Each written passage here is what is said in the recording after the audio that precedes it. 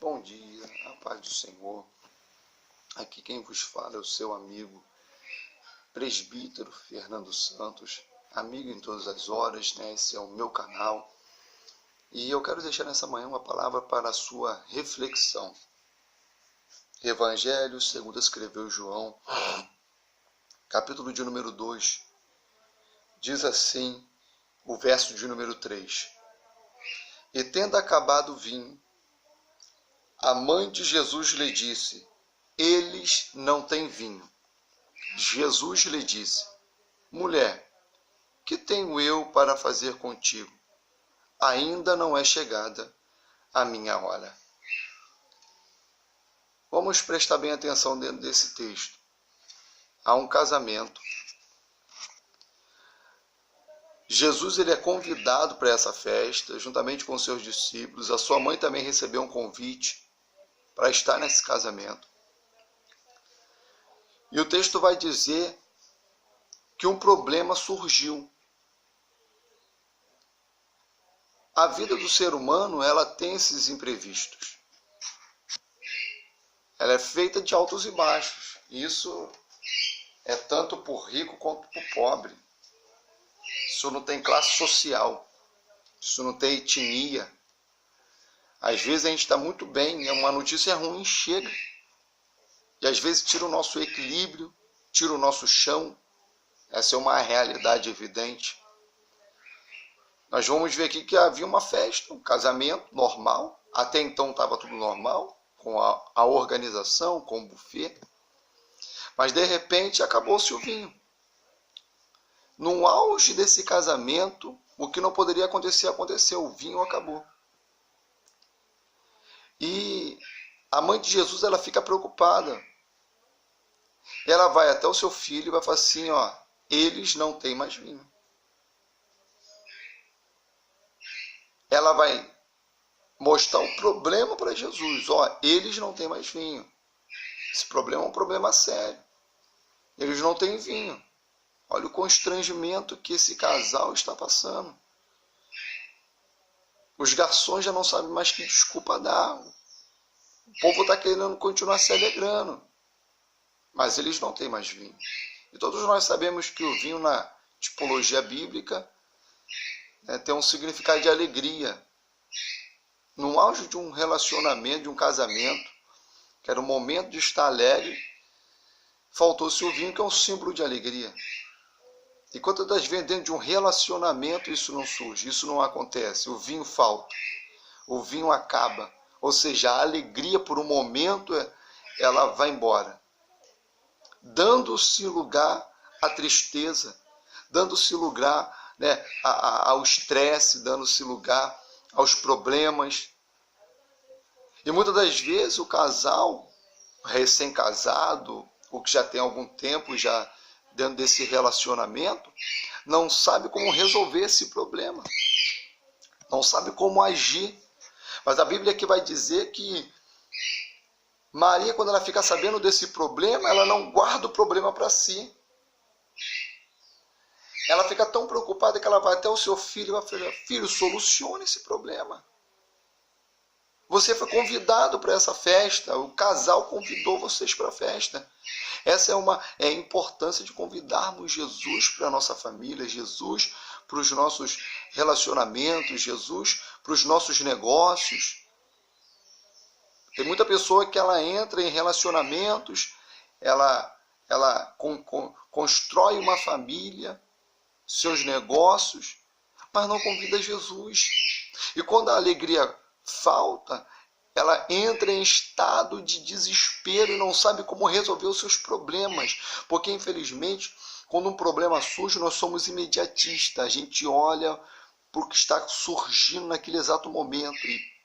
E por isso, às vezes, a gente não sabe como resolver. Entramos em desespero, entramos em parafusos. A gente não sabe o que fazer, a gente não sabe que atitude tomar.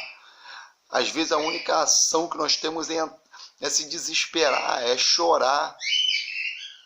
Só que quando nós convidamos Jesus para a nossa vida, quando nós abrimos a porta da nossa casa, para que Jesus ele possa entrar e fazer morada, e participar da nossa vida, porque o que Jesus quer, ele quer participar da nossa vida. Ele não quer apenas um cantinho da nossa casa, não. Ele quer estar presente em todas as áreas. Ele quer estar presente no relacionamento seu com seus filhos, seu com a sua esposa, com seu esposo. Ele quer estar interagindo você no seu trabalho, na sua escola, na sua faculdade. Ele quer te ajudar, ele quer estar presente. Até porque ele tem quando nós damos essa liberdade para ele entrar na nossa vida, ele passa a nos dar direção, ele passa a nos guiar. Então nós vamos ver que quando falta o vinho, Maria ela vai até Jesus e fala: Jesus, eles não têm mais vinho. Só que Jesus ele vai dar uma resposta e aparentemente parece uma resposta mal criada. Ele vai dizer assim: mulher, que tenho eu contigo? Ainda não é chegada a minha hora. Ainda não é chegada a minha hora de operar um milagre, de fazer alguma coisa. Eu até sei que já faltou o vinho, mas ainda não é chegado o meu momento. Nós temos que entender isso também. Porque não é porque convidamos Jesus para a nossa vida que ele é obrigado a agir dentro do nosso tempo. Às vezes está dando alguma coisa errada na sua vida, na minha vida, na sua vida. E porque a gente tem Jesus, a gente já convidou Jesus, a gente quer que ele age dentro do nosso tempo. Mas até para o milagre se realizar na nossa vida, para ele intervir dentro de uma situação e resolver algum problema, ou nos dar direção, porque nem tudo Jesus vai fazer, e nós temos que entender. Tem coisas que é para o homem realizar, tem coisas que é para o homem fazer, tem atitudes que somos nós que temos que tomar. A gente tem um problema muito sério de querer transferir responsabilidades que são nossas para Deus. É a mesma coisa a pessoa que está desempregada e quer uma porta de emprego. Ela não acorda de madrugada, ela não prepara o seu currículo, ela não sai bater nas portas, ela quer que a porta se abra. A porta está lá, o emprego está lá, Deus falou que vai abrir a porta, mas se ele não se despertar e não sair, não ir em busca, não vai abrir a porta. Então tem coisas que é para o homem fazer. Nesse caso aqui, Jesus ele vai testar a paciência. Ele vai testar a paciência da própria mãe, a paciência do casal, a paciência do mestre-sala, do organizador do evento. Ele vai testar, a paciência, o equilíbrio, porque é numa hora dessa de desconforto que a gente vê como as pessoas reagem dentro de um problema. Se ela vai murmurar, se ela vai procurar resolver, se ela vai procurar ter uma solução, encontrar uma solução. O problema, muitas das vezes, quando uma adversidade surge, por um descuido meu, é querer transferir a culpa para alguém. Se eu sou responsável por organizar uma festa, e eu tenho um número de convidados, e mesmo com esse número de convidados, eu não me organizo a ponto de ter tanto o alimento como a bebida que venha a ser suficiente para todos, o culpado sou eu. É eu que não atentei por um imprevisto que poderia acontecer. O perigo é que talvez eu até fiz a conta exata, mas eu não contei com a forma em que as pessoas iriam beber. As formas que as pessoas iriam lidar com aquilo que seria servido. Então eu tenho que sempre contar com a margem de erro. Pois se der errado, se vier convidados a mais, o que eu tenho que fazer? Eu tenho que ter uma soma maior. Então Jesus ele vai testar aqui a paciência de alguém, o equilíbrio de alguém. É por isso que ele vai falar: ainda não é chegada a minha hora. A Bíblia não relata quantas horas depois ou quanto tempo depois ele vai agir, mas ele agiu. Ele não deixou de agir. Ele agiu. Ele tomou atitude, mas não foi dentro do tempo que Maria queria. Foi dentro do tempo que ele achou que era necessário para ele se manifestar. Jesus ele vai agir na nossa vida, isso com certeza, sem sombra de dúvida, querido. meu querido. Só que nós temos que entender que ele vai agir dentro do tempo que ele acha que ele tem que agir, não do tempo que eu acho que ele precisa ou que ele tem que agir. É dentro do tempo dele. Então o que eu tenho que aprender é a ser paciente. A Bíblia diz, entrega o teu caminho ao Senhor, confia nele, mas ele fará. O segredo aqui é aprender a entregar, né, o meu caminho na mão do Senhor. O problema é que a gente não quer ser paciente. O problema é que o ser humano ele é impaciente. Infelizmente, o ser humano ele é impaciente demais. Nós somos, é assim, faz parte da nossa natureza. Só que às vezes Deus ele quer nos testar. Nosso equilíbrio. Ele quer testar como nós iremos agir. Como nós iremos, né, nos sobressair ao Salmo 37, versículo. Entrega o teu caminho ao Senhor, confia também nele, e ele fará com que isso passe. Olha que tradução boa.